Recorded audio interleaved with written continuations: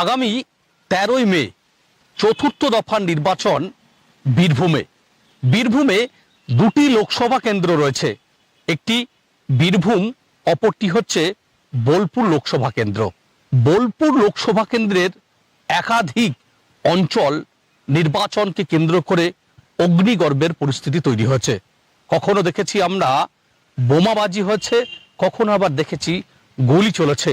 কিন্তু না, আর না, এবার ভোট নিয়ে আপনার আমার সকলের এই ভোটের গণতান্ত্রিক অধিকার কি, কেন ভোট দান করবেন, ভোট দানের ক্ষেত্রে কতটা সচেতন থাকতে হবে, এই বার্তা নিয়ে এবার মাঠে নামলো বীরভূম সংস্কৃতি বাহিনী, নির্বাচন কমিশন যৌথভাবে।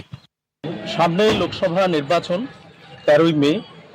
এই নির্বাচন যাতে সুষ্ঠু এবং শান্তিপূর্ণভাবে হয় এবং এই নির্বাচনে একজন ভোটারের কি কি কর্তব্য, কি কি অধিকার, ভোট দানের ক্ষেত্রে কোন কোন বিষয়ে সচেতন থাকতে হবে, এই বিষয়গুলি মানব পুতুল নাটকের মাধ্যমে আমরা বীরভূম সংস্কৃতি বাহিনীর পক্ষ থেকে এটা করছি।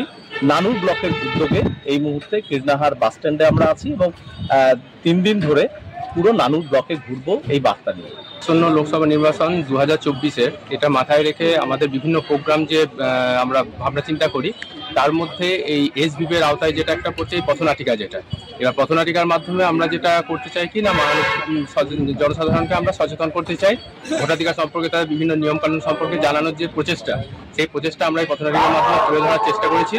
চতুর্থ দফার যে বীরভূমে ভোট কতটা শান্তিপূর্ণ এবং নির্বিঘ্নে হয় সেদিকেই তাকিয়ে সকল বীরভূমবাসী। আমার শহর বোলপুর থেকে মনা বীরবংশী, কলকাতা টিভি।